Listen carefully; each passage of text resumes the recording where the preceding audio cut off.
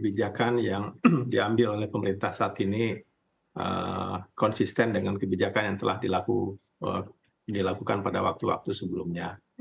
Pengambilan kebijakan mengenai pentarifan ini tentunya mempertimbangkan banyak faktor yang menjadi satu paket kebijakan yang kemudian diputuskan oleh pemerintah dan juga mendapat persetujuan dari DPR. Pertama, yang penting juga kita lihat pertama ada dari sisi kesehatan. Aspek ini menjadi konsisten setiap tahun bersama Kemkes, bersama universitas dan juga para stakeholder di bidang kesehatan. Kita tahu merokok ini kita punya dampak kesehatan.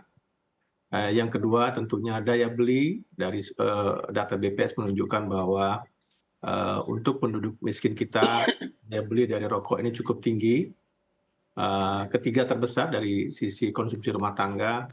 Dan yang ketiga tentunya kita punya target untuk penurunan prevalensi merokok baik dari usia umum maupun usia muda.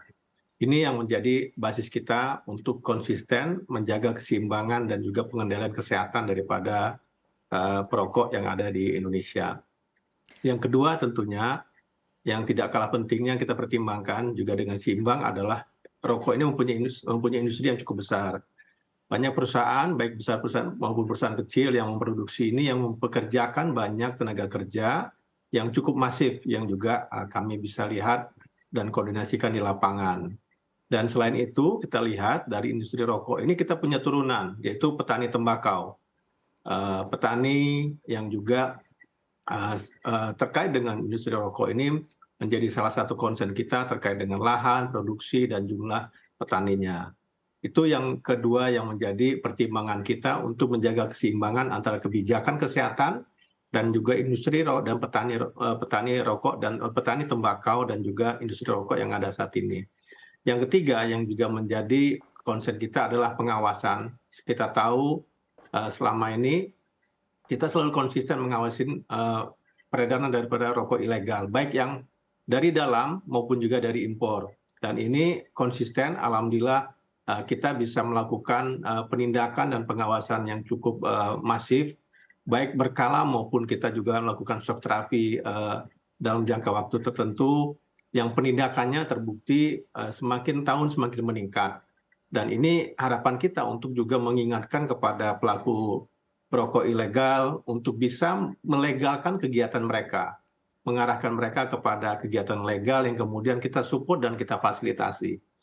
Dan yang keempat kemudian dari pengawasan ini tentunya sangat juga terkait bahwa dari CHT rokok ini kita juga mendapatkan kontribusi penerimaan yang kemudian kita manfaatkan ke dalam APBN untuk juga dipakai untuk pembangunan kita, termasuk juga untuk penanganan kesehatan, pelindungan sosial, dan juga kegiatan-kegiatan lainnya di bidang pembangunan setiap tahun.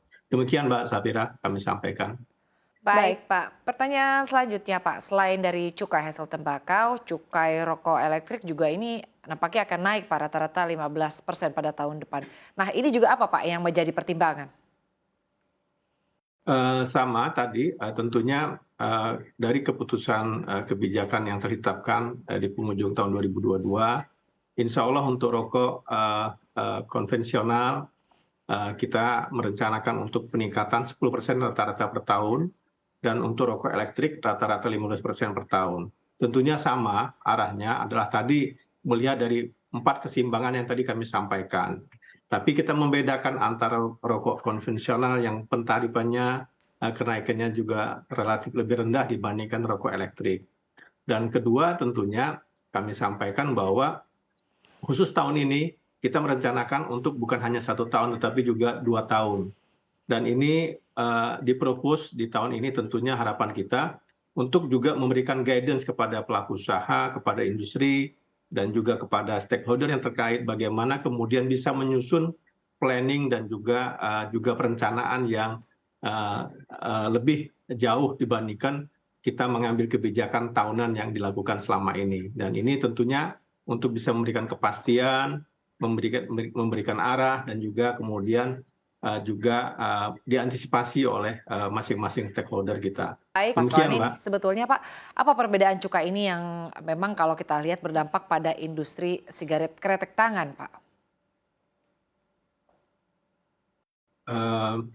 Kalau SKT, satu insya Allah perencana dari rencana kita untuk adjustment tarif di tahun 2023 dan 2024 bahwa kebijakan tarif SKT ini kita upayakan lebih rendah dibandingkan jenis yang lainnya.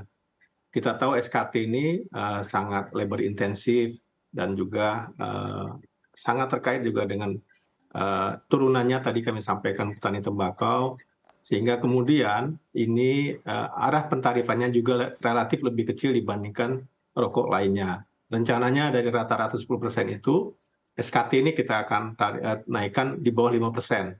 Jadi keberpihakan kepada labor intensif tetap diarahkan oleh pemerintah dan juga tetap diperhatikan yang tentunya kaitannya nanti sama dengan petani. Demikian, Mbak.